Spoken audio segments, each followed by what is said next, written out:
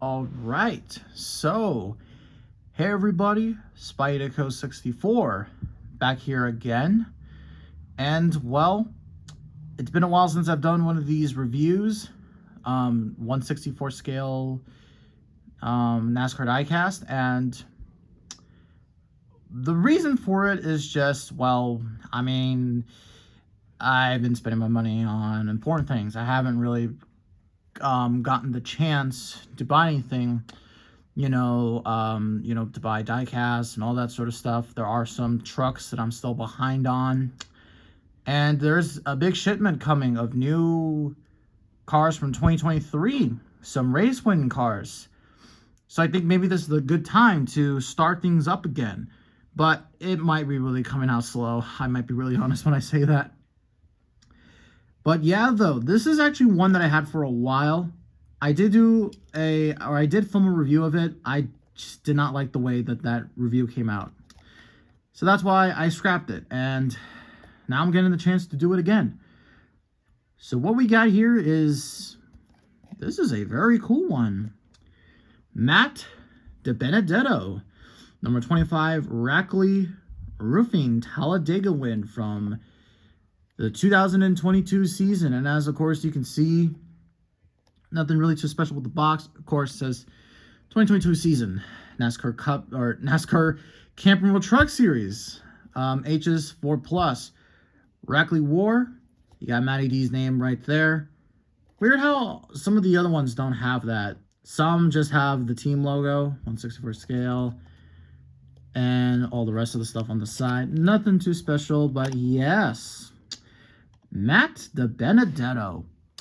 Now, of course, I'm not going to get into the politics or just the drama behind the scenes of Matty DiBenedetto, because I just don't care for that and all that sort of stuff. But Matty D last year went down to the Truck Series to rebuild basically his career, and he basically has been rebuilding his career so far. Now, so far at least, of course, he has a win with Rackley Racing. And this year, he made it to the NASCAR playoffs in the Truck Series. Now, unfortunately, he did not make it past the round of 10. I'm currently I'm currently recording this video right after the Bristol truck race. So, and actually, he did run pretty good in tonight's race. But basically, Matty D has rebuilt his NASCAR career, and I do hope we get to see him. I mean, I have to say that he probably won't be in the Cup Series in the near future, but you really kind of don't know what's really going to happen. Now, he is leaving Rackley Racing, which I kind of don't understand why. Maybe he has an Xfinity deal, or maybe he has a better truck team to go to. I don't really know. I will just have to wait and see how things go. But let's commemorate this. And the win, Matty D's first win in NASCAR was coming for a very long time. Of course, I of course have to mention Bristol back in 2019. That was close.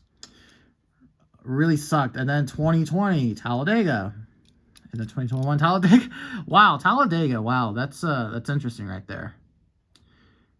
But yeah, though, so it's very important to mention that Matty D has already had a Truck Series release earlier in the year. He does have a normal primary, but as of course you can see, this is clearly a race version. And it's a bit different from the normal race win version, of course, as you can see. So yeah, once again, crazy ass Talladega truck race, which is actually funny. I haven't seen a full truck race at Talladega since 2020. Did not see the races in 21 and 22. I might try to watch it this year. I'm definitely going to try that. It's just because this truck race comes on at a really weird time for me, where I am. It is right around, of course, it's like right around, basically, it's at 1 East Coast. But over here, basically, the race is like at 10 rather than 12, rather than normal NASCAR races. And since there's really no Xfinity race this year, I don't know. It makes no sense. I'm rambling on too much. Let's look at the details of the truck itself. Okay, so you got Camping World right there on the banner. Of course, we're going to see Craftsman right there in the next few coming reviews, I imagine. Rackley Roofing right there. I believe this team is based out of Nashville. So that's pretty interesting. Rackley Roofing. Of course, as you see in the front right there. The decals aren't really placed all that great. Or, I don't know. Oh, yeah. Maybe that could be a part of the damage, actually. Never mind. But, yeah, there you can see the Chevy Silverado front nose, 25. Simpson ARP. Sonunco Goodyear on the wheel well. I think that's a paint bubble. It is. That's not good. Goodyear Eagle. Then on the side, NASCAR Race Truck, Camping World, all the other contingency sponsors. I'm just really just gonna, yeah, of course, as you can see right there, I'm not gonna go over them just because it just feels so robotic just to just go over it, but I don't know. But hey, I mean, a lot of contingencies there. I see SKF, Lincoln Electric. Don't really recognize the other ones, but 25 right there. Matt DiBenedetto's name on the rail right there. And of course, with these race win versions, of course, they do include the side skirt decal. There's, of course, is the arrow right there. It says War. Rackley Roofing. Don't know what that logo is. The gas cap. The name on the banner. Looking on the flatbed says Chevrolet. Looks pretty cool right there. War shocks. Feel the grip. That looks it's very funny. Then you got Rackley right there. And of course, this was run during October in relation to Breast Cancer Awareness Month. So we got a pretty unique paint scheme for Matty D.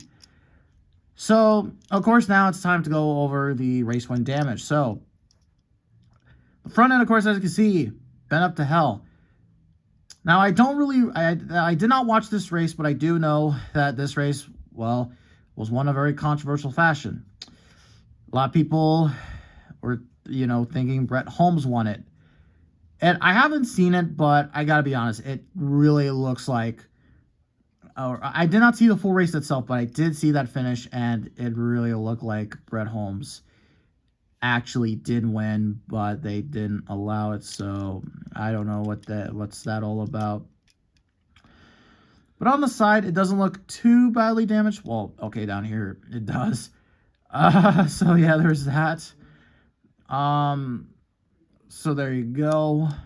But on the side, the other side, it's beat to shit. So, of course, back here, of course, there's some damage.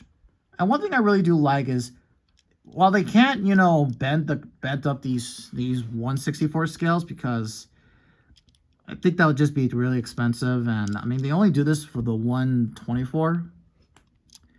But I do like how, even if it's, not very much, even when the race win damage, they can't do anything crazy with it, I still do like that with the printing of the decals, it does give off that illusion that, yeah, there's some damage there. But yeah, it's beat to hell.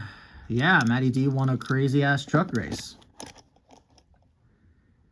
So definitely, this is going to be the review that will go up on YouTube. So overall, not a bad release. I gotta say, really like the truck. Probably one that I think it's probably could get rare maybe down the line. I don't really know how much Matty D cars are going for. I imagine maybe they're pretty popular. Well, it kind of depends. But overall, though, I really like this release. Now, for any of you that are wondering as to what trucks I'm really missing from 23, Certainly there's the Zane Smith truck in the NASCAR Authentics. I haven't gone to my Target, so I couldn't find that.